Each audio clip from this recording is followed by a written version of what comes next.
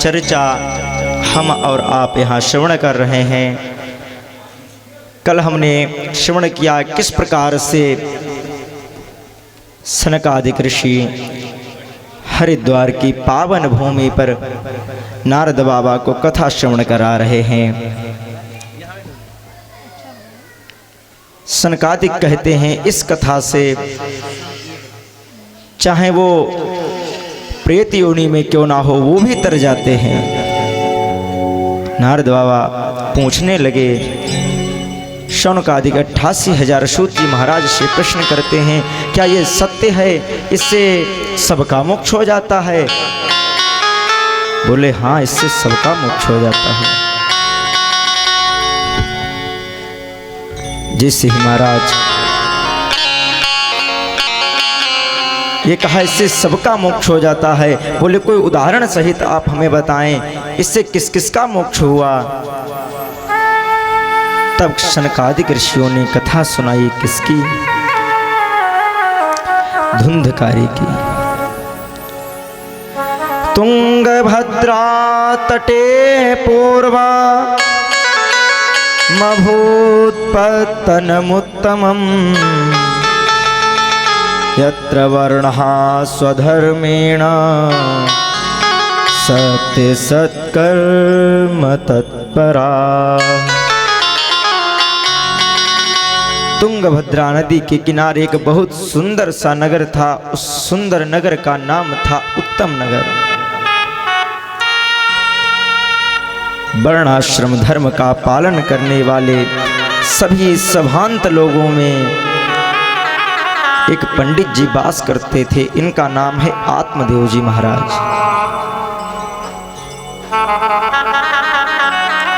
आत्मदेव का अगर शब्दायिक अर्थ निकालें तो आत्मा में देवत्व का जो दर्शन जिसने कर लिया, जिसने आत्मा में ही परमात्मा के दर्शन कर लिए, उसी का नाम है आत्मदेव। पंडित जी बहुत कर्म कांड में कुशल विद्वान थे, बड़े सुशील हैं, मितव्ययी हैं।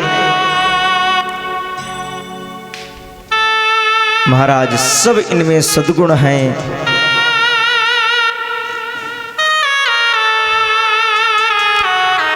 सब सद्गुण होने पर भी एक वृत्ति है, थोड़े से लोभमयी ब्राह्मण हैं। केवल एक ही वृत्ति इनमें खराब है, थोड़े से लोभी हैं। वहां की तो महाराज इनमें सब सद्गुण ही सद्गुण हैं। और जैसे ही इनमें सद्गुण हैं, वैसे ही ठीक उससे विपरीत इनकी जो धर्म पत्नी है उनमें अवगुण है। ठीक उससे विपरीत, जैसे इनमें सब गुणों की खान है, केवल एक वृत्ति है, ब्राह्मण है, तो थोड़ा सा लोभ आ गया है। बाकी सब के सब सद्गुण है महाराज। और जो इनकी पत्नी हैं, जिनका नाम है धुंधुली देवी, ठीक जिस प्रकार इनमें विशेषताएं हैं सद्गुणों की, उसी प्रकार विपरीत इनमें विशेषताएं हैं अवगुणों की।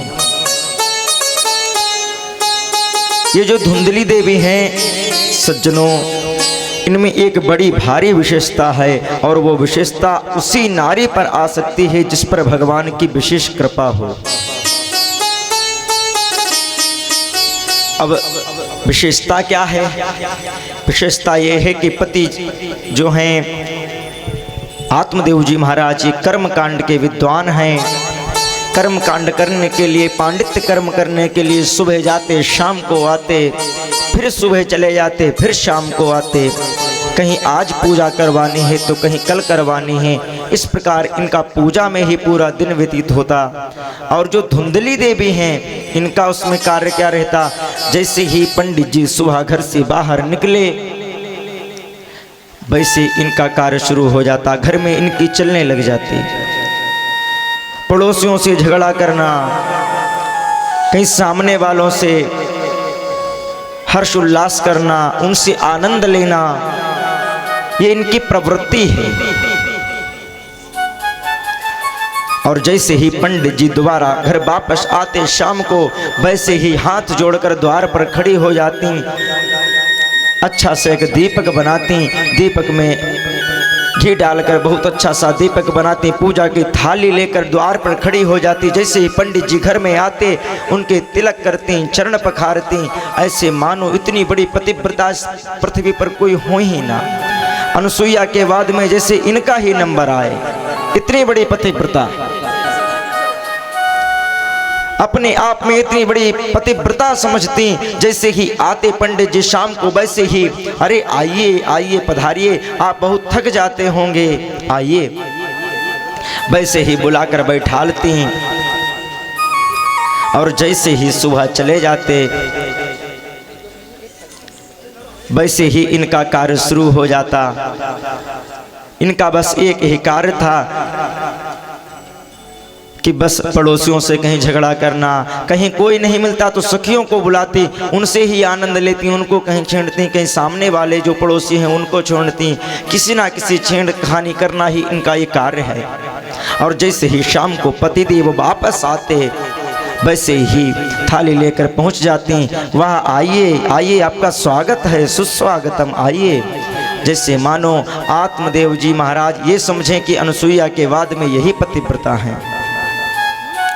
लेकिन हमारे ठाकुर जी महाराज कहते हैं, रामायण जी में तुलसी बाबा कहते हैं, प्रभु को हमारे ऐसे व्यक्ति बिल्कुल ही पसंद नहीं जो ऊपर से तो बहुत अच्छा और अंदर से उनके अंदर विष घुला हो। बाहर से आए, बोले आइए महाराज जी, आइए आइए, आप तो बड़े विद्वान हैं, बड़े हमारे भाग्य जो आप पधारे।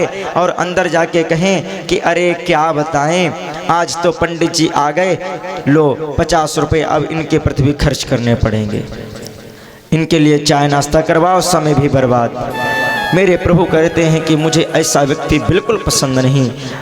तो स्वामी जी कहते हैं, राम जी को कैसा व्यक्ति पसंद है, आप लोग भी गुनगुनाएं। निर्मल मन जन सो मोहि पावा, मोहि कपट छल छिद्र न भावा।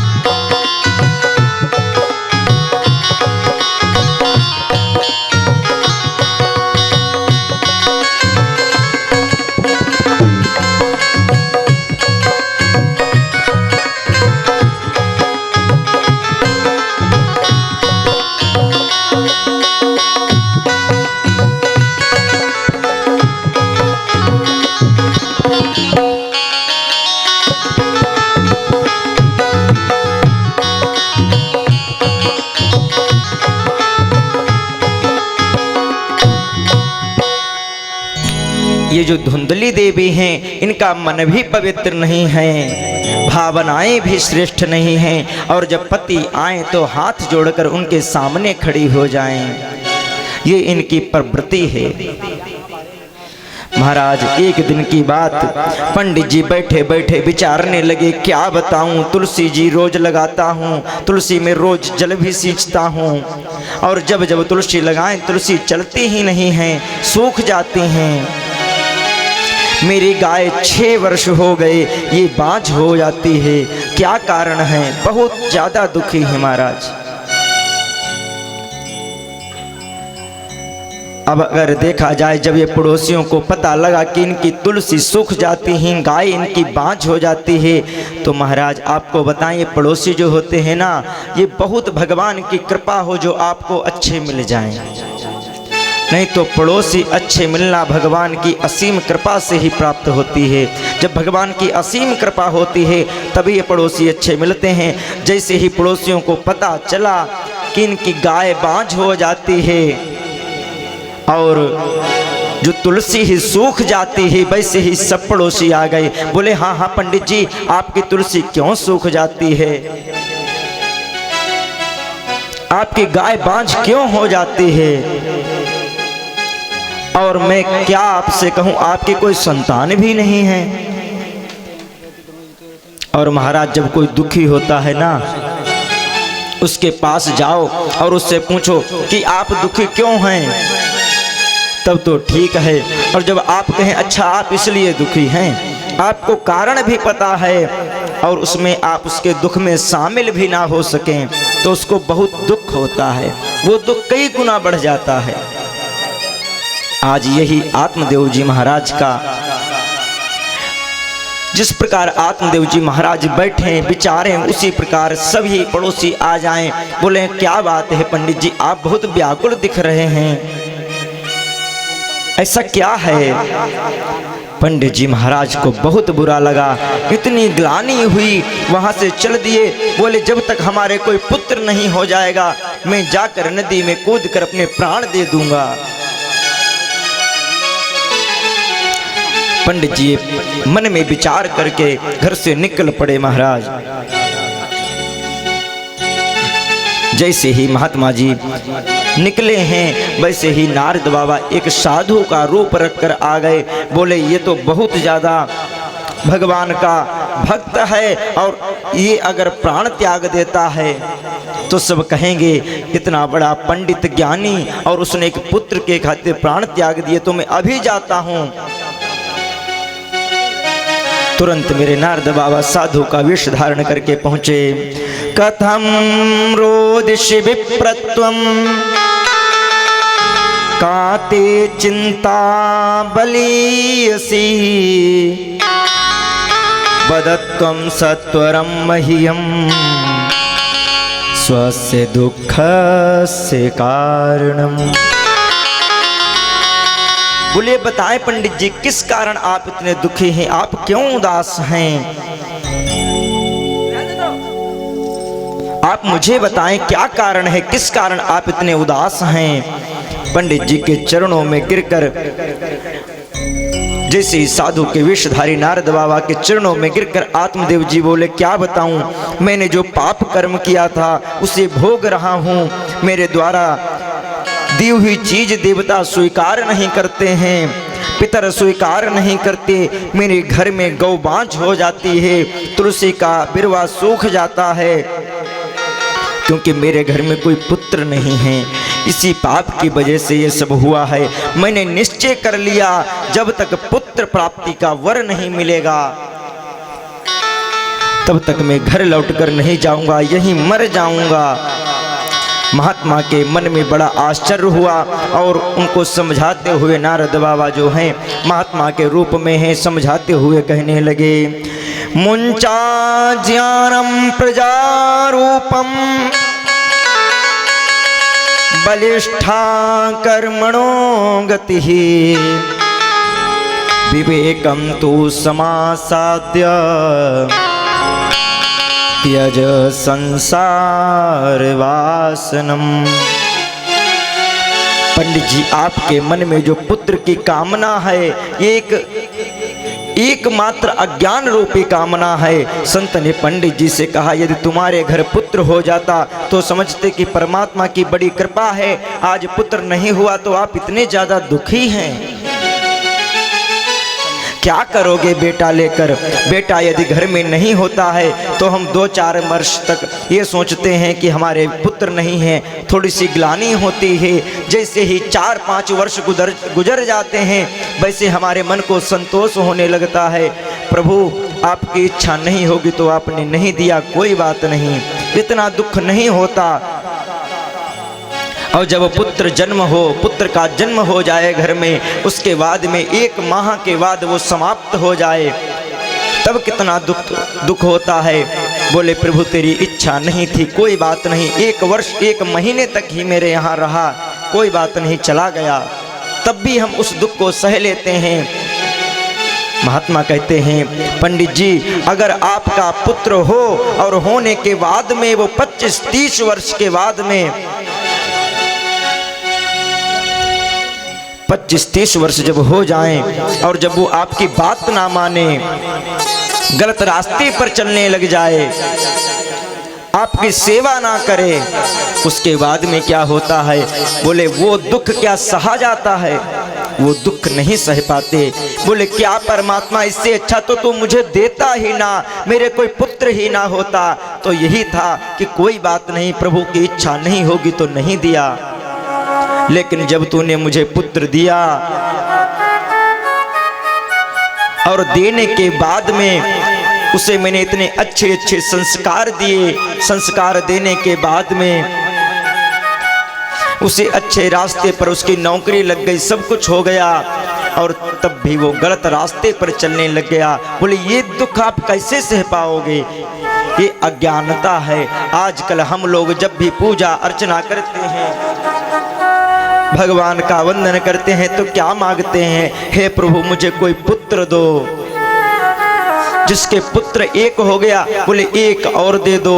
जब एक पुत्र हो गया तो प्रभु कैसे भी एक और हो जाए। जब वो पुत्र हो जाता है तो क्या कहते हैं, हे प्रभु कैसे भी इसकी नौकरी लग जाए। जब उसकी नौकरी लग जाती है तो उसके पुत्र की कामना करने लगते हैं, सोचते हैं हे प्रभु कैसे भी हमारा पौत्र हो जाए, इसका लड़का हो जाए। यही कामनाएं मनुष्य की चलती रहती हैं, चलती रहती हैं। ये संसार है। महात्मा जी कहते हैं आप तो बड़े विद्वान लगते हैं, और आप इतने बड़े विद्वान होने के बाद में ऐसी बात करते हैं। ये अज्ञान रूपी बात आप क्यों कर रहे हैं। बोले आप तो बस भगवान को ही, गोविंद को ही अपना पुत्र मानो। और मैं आप सभी से निवेदन करूं मैया, अगर आपके पुत्र नहीं हैं, आपके पति नहीं हैं, तो आप गोविंद को अपना पति मान लो, गोविंद को अपना पुत्र मान लो। अनन्य ममता विष्णु ममता प्रेम संगता, भाव स एव संद्रात्मा, बुधै प्रेमा निगद्यते। जैसी ममता हम संसार में लगाते हैं, अपने बच्चों में लगाते हैं, अपने पुत्र में, अपनी पुत्री में, अपनी पत्नी में, अपने पिता में, अगर उतनी ही ममता हम ठाकुर जी के चरणों में लगाएं, गोविंद के चरणों में लगाएं, तो हमारा जीवन भी एक बहुत ही अच्छा सुगम और भगवान की भक्ति में लीन हो जाएगा। और आजकल जैसे ही महात्मा द्वार पर आते हैं, उनसे हम कुछ नहीं पूछते, केवल यही कहते हैं, हे प्रभु किस प्रकार से हमारे पुत्र होगा, किस प्रकार से हमको धन की प्राप्ति होगी, किस प्रकार से हमारी फैक्ट्रियां चलेंगी। यही कामना हम संतों से भी करते हैं, यही कामना हम विद्वानों से भी आजकल करते हैं। लेकिन जब कोई साधु दिखे, तो मैंने कल भी आपको बताया था, निवेदन किया था, जब कहीं कोई संत दिखे तो संत का वो समय, वो क्षण गंवाना नहीं चाहिए, और भोजन का कण गंवाना नहीं चाहिए। भोजन का एक एक कण बर्बाद ना करो, और साधु महात्मा जहाँ कोई मिल जाए वो समय, वो क्षण बर्बाद नहीं करना चाहिए। जब इस तरीके से समझाया तब भी पंडित जी के समझ में नहीं आया। महाराज जब पंडित जी के समझ में नहीं आया, पंडित जी बहुत जोर से रुदन करने लगे, बोले मुझे कुछ नहीं मालूम, मुझे तो केवल पुत्र चाहिए।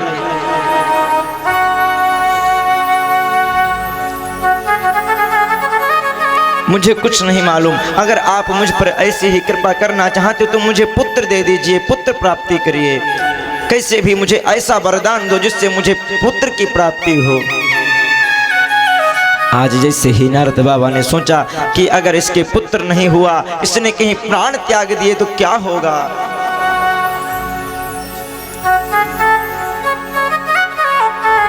तो क्या किया, बोले ये फल ले जाओ, ये फल ले जाकर अपनी पत्नी को खिला देना, और उससे सब नियम बता दिए। बोले यही नियम अपनी पत्नी से बता देना, इस नियम, ये सब नियम करे, और ये फल जैसे ही पाएगी, सब नियम करेगी, वैसे उसे पुत्र की प्राप्ति हो जाएगी।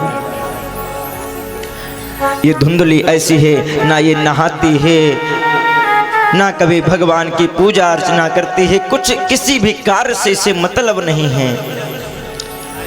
2-2 4-4 दिन हो जाते हैं, इसके तन पर जल की एक छींट भी नहीं जाती। आज आत्मदेव जी महाराज बड़े प्रसन्न हैं, बोले इस प्रसादी को पाते ही मेरा पुत्र हो जाएगा। प्रसन्नता की कोई बखान नहीं कर सकता। इतने प्रसन्न हैं आज आत्मदेव जी महाराज। जैसे ही वापस लौटकर आए अपनी पत्नी धुंधुली से कहा, ये लो फल, एक महात्मा ने फल दिया है, आप इसे पालो, इसे पाते ही तुम्हारे गर्भ में एक पुत्र आ जाएगा और तुम्हें भी पुत्र की प्राप्ति हो जाएगी। धुंधुली ने सोचा, ये इतने नियम कौन करेगा, कौन सुबह सुबह 5 बजे उठकर नहाएगा, इससे अच्छा ये फल खाओ ही ना। जब फल खाएंगे नहीं तो कोई नियम नहीं करने पड़ेंगे। तो इसकी एक पड़ोसन है, इसकी एक सखी है, उसको बुलाया। इसके भी उस समय गर्भ था। इसने कहा, एक काम करो, मैं तुम्हें जितना भी तुम बताओगे मैं उतना तुम्हें धन दूंगी और ये फल तुम पालो। बोले, मैं तो गर्भ से हूँ, मैं इसको फल को कैसे पा सकती हूँ। तो इसने क्या किया, वो फल ले जाकर गाय को खिला दिया। इसके घर में जो गाय है उसको खिला दिया और उससे कहा, जैसे ही तुम्हारे गर्भ में बालक का जन्म हो वैसे ये बालक तुम मुझे दे देना और जो तुम बताओगे उतना मैं तुम्हें धन दूंगी और तब तक मैं गर्भ का नाटक करूंगी। मैं इनसे जैसे ही हमारे पति आएंगे मैं कोई भी कार्य नहीं करूंगी, जो उन्होंने नियम बताए हैं उनके सामने उसी नियम से चलूंगी, जिससे उनको प्रतीति होने लगे कि हाँ ये गर्भ से हैं। महाराज इसने क्या किया, जो फल था वो फल गाय को खिला दिया और जो इसकी पड़ोसन है उससे कह दिया, जो तुम्हारे पुत्र हो वो मुझे दे देना। धीरे धीरे समय व्यतीत हुआ। 10वें महीने इसकी जो पड़ोसन है, इसकी जो सखी है, उसके एक पुत्र की प्राप्ति हुई। वो रात्रि में ही पुत्र लाकर इसको दे दिया। इसने जैसे ही आत्मदेव जी महाराज से कहा कि हमारे पुत्र की प्राप्ति हुई है, वैसे आत्मदेव जी महाराज तो आज बहुत ज़्यादा प्रसन्न हैं कि आज हमारे यहाँ पुत्र का जन्म हुआ। जो पुत्र का जन्म हुआ है, धुंधुली ने कहा कि पुत्र हमारा है तो इसका नामकरण संस्कार भी हम ही करेंगे। तो इसका नाम है धुंधली और जिसका जैसा नाम होता है वैसे ही उसमें गुण होते हैं। इसने पुत्र का नाम रख दिया धुंधकारी। और इधर जो फल गाय को खिलाया था, इस गाय के जो बच्चा हुआ है उसके जो कान हैं वो गाय के समान है, बाकी पूरा तन एक मनुष्य की भांति है। इसलिए आत्मदेव जी महाराज बड़े ज्ञानी हैं, पंडित हैं। इन्होंने उसका नाम रख दिया क्या, गोकर्ण। अब जैसा जिसका नाम होता है वैसे ही उसमें गुण होते हैं। जो गोकर्ण जी महाराज हैं, गोकर्ण पंडितो ज्ञानी धुंधकारी महाखलः। धुंधकारी महाखल हो गया और गोकर्ण पंडितो ज्ञानी। ये जो गोकर्ण है बहुत बड़े पंडित ज्ञानी पुरुष हो गए।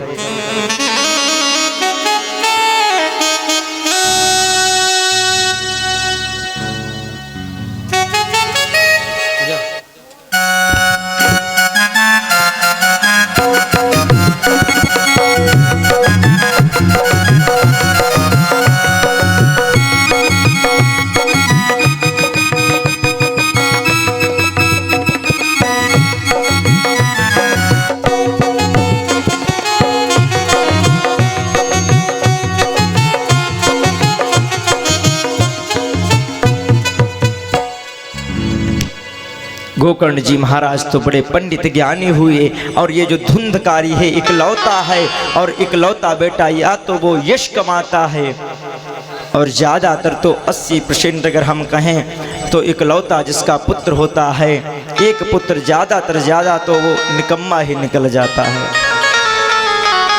खल हो जाता है। वही हाल इस धुंधकारी का है। धुंधकारी महाखलः, ये बहुत बड़ा खल हो गया।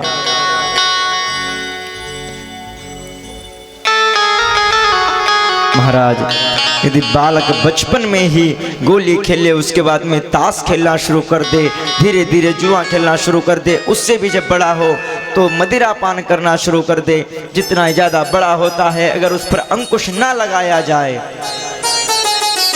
तो वही पुत्र अंत में जाकर एक खल हो जाता है, दुष्ट हो जाता है, उसकी प्रवृत्ति उतनी ही बिगड़ती चली जाती है। वही हाल आज धुंधकारी का होने लग गया। ये बचपन से ही गलत संगतों में पड़ने लग गया।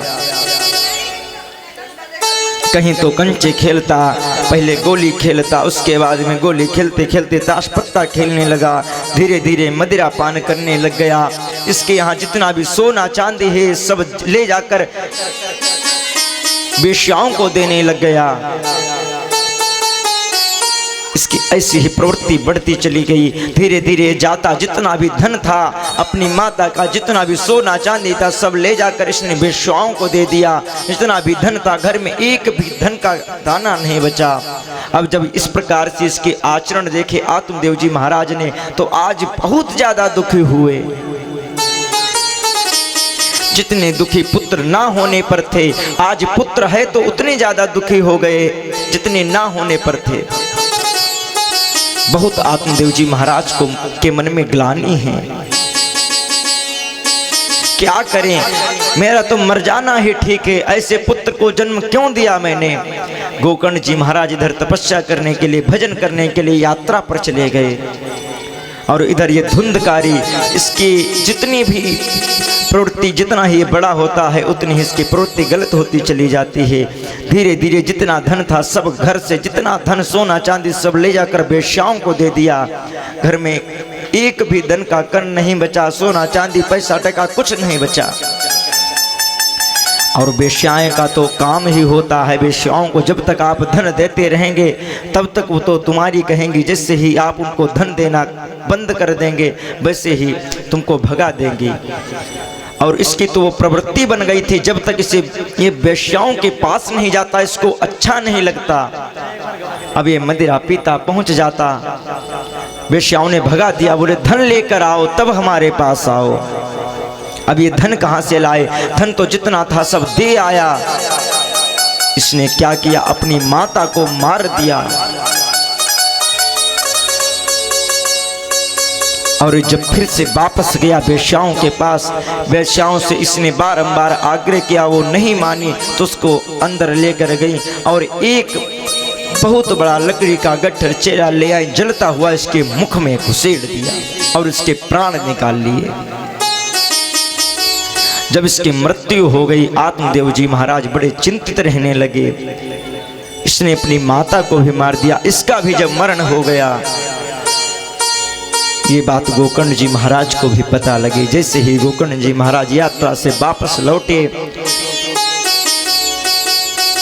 ये तो बहुत बड़े ज्ञानी हैं, पंडित हैं, त्रिकाल संध्या करते हैं, सूर्य की उपासना करते हैं, गायत्री जप करते हैं महाराज। जैसे ही रात्रि में विश्राम कर रहे थे, इन्होंने देखा कि कोई व्यक्ति आता है, आकर किसी भी प्रकार से कहीं बैल बनकर आता है, कहीं किसी रूप में आता है, कहीं शेर बनकर आता है। इन्होंने हाथ में गंगा जल लिया, गायत्री मंत्र पढ़ के मारा तो एक परछाई के रूप में आ गया। और वो परछाई कहने लगी, अहम भ्राता त्वदीयोस्मि धुंधकारीति नामतः स्वकीयेनैव दोषेण ब्रह्मत्वं नाशितं मया।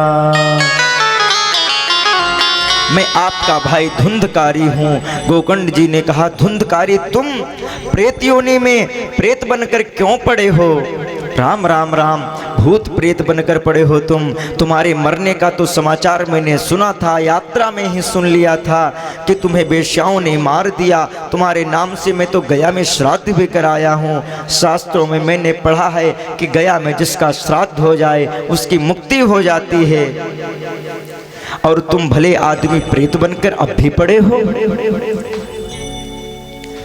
इस बात को सुनकर धुंधकारी जो प्रेत के रूप में है, एक परछाई के रूप में कह रहा है कि आप एक बार नहीं अगर 100 बार गया कर आओ तब भी मेरी मुक्ति नहीं हो सकती। गोकर्ण बोले, फिर क्या कार्य करूं जिससे तुम्हारी मुक्ति हो जाए? धुंधकारी जो प्रेत योनि में है वो बोला कि आप जैसा जिसका भाई विद्वान हो फिर भी इस प्रकार के कष्ट को अगर उसका भाई भोगता है, कितनी तकलीफ की बात है ये। जिसका भाई इतना बड़ा विद्वान हो, सर्वज्ञाता हो, और उसका दूसरा भाई इस प्रकार के कष्ट को भोग रहा हो, इतनी तकलीफ होती है प्रेत योनि में महाराज। गोकर्ण बोले बताओ मैं कौन सा वो कार्य करूं, क्या साधन है जिससे तुम्हारी मुक्ति हो जाए, वो तुम मुझे कार्य बता दो जिससे तुम्हारी मुक्ति हो जाए, वो मैं सब करने को तैयार हूं।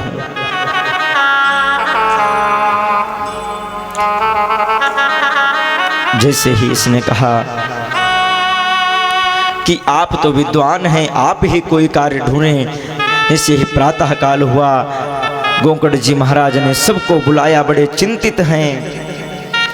इन्होंने सूर्य भगवान को प्रणाम किया, हे भुवन भास्कर सूर्य, केवल इतना बताओ कि महाप्रेत की मुक्ति कैसे होती है। भगवान भुवन भास्कर सूर्यदेव ने आदेश दिया, श्रीमद् भागवतान मुक्ति सप्ताहम वाचनम करो।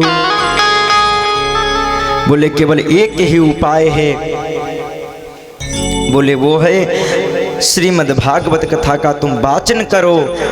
तुम धुंधकारी के निमित्त भागवत का एक बहुत अच्छा आयोजन रखो और उसमें कथा श्रवण कराओ, इससे इसकी मुक्ति हो जाएगी। सब लोगों ने सुना तो बड़ा सुंदर मंच बनाया गया, चौकी सजाई गई, भागवत जी को विराजमान किया गया। जहाँ भागवत जी का पांडाल सजाया जाता है वहाँ बांस का एक बगीचा था, वहाँ से एक बांस काट के लाया गया। अब कोई साक्षात हो, मनुष्य हो, ऋषि हो, संत हो, उसके लिए तो हम व्यवस्था कर रखी है, गद्दे बिछा रखे हैं, लेकिन प्रेत कहाँ बैठे? धुंधकारी तो प्रेत योनि में है, तो उसके लिए एक बांस का बगीचा था, बांस काट के लाया गया। धुंधकारी ने आह्वान किया, बोले भैया जहाँ कहीं भी हो आओ इस बांस में विराजो।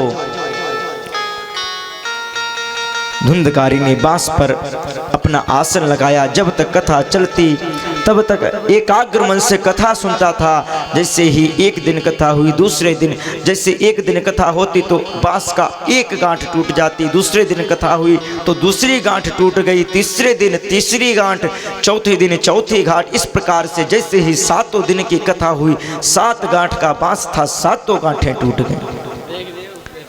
धुंधकारी के लिए जैसे ही 7 दिन तक इसने भागवत कथा सुनी, वैसे इसके लिए बहुत सुंदर भगवान के पार्षदों, जितने भी पार्षद हैं सब लेकर विमान लेकर आए इसके पास।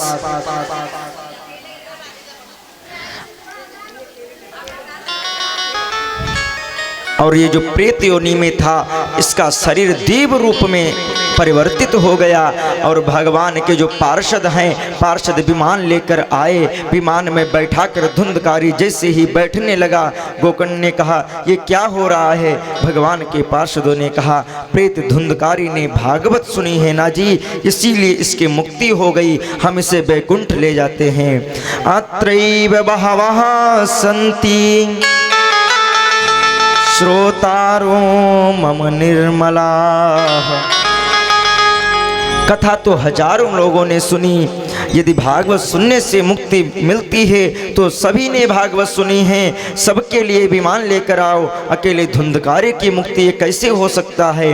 प्रभु के पार्षदों ने कहा कथा के श्रवण भाव से कथा के फल में भेद होता है। कथा के श्रोता 3 प्रकार के होते हैं। सूत जी महाराज कहते हैं एक होते हैं श्रोता और दूसरे होते हैं सरोता और तीसरे होते हैं सोता। श्रेष्ठ कौन है तीनों में से? जो कथा एकाग्र मन होकर सुने। श्रवण के समय चित्त की एकाग्रता होनी चाहिए, मन को इधर उधर भटकाना नहीं चाहिए, बीच में बोलना नहीं चाहिए। ये प्रवृत्ति होती है किसकी? श्रोता की।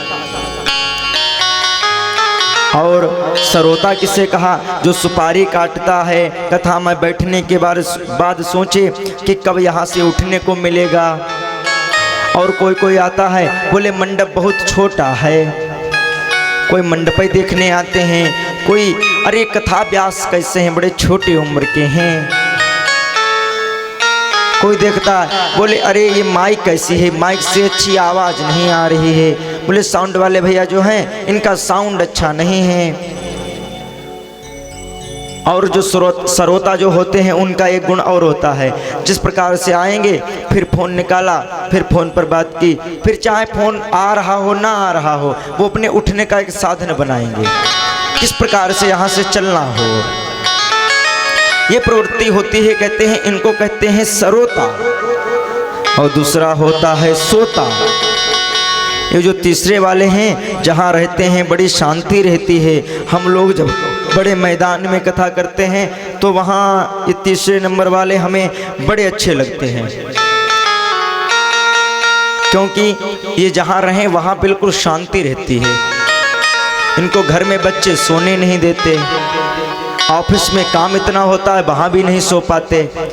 और ये जो तीसरे नंबर वाले होते हैं ना सोता, ये जब आएंगे जैसे ही कथा पांडाल में देखा बोले बहुत अच्छा गद्दा पड़ा है, पंडित जी अपने कार्य में व्यस्त हैं, हमको कोई नहीं देख रहा, नीचे मुंह डाला, और जब तक जय नहीं बुलवाएंगे तब तक ये नीचे मुंह डालकर सोते रहेंगे। तो ये जो तीसरी जिनकी प्रवृत्ति है वो है सोता।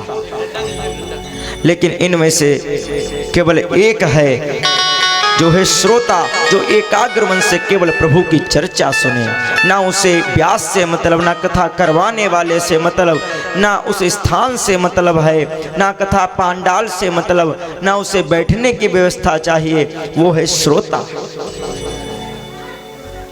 जो कथा एकाग्र मन से सुने। भगवान के पार्षद बोले केवल धुंधकारी ने कथा श्रवण की है, बाकी तो केवल सरोता और सोता बैठे थे। ये केवल सोच रहे थे कि क्या इस कथा से वास्तविकता में धुंधकारी को मुक्ति मिल जाएगी, केवल इस कारण ये कथा सुनने आए थे। इनके मन में कथा का भाव नहीं था, ये कथा सुन नहीं रहे थे।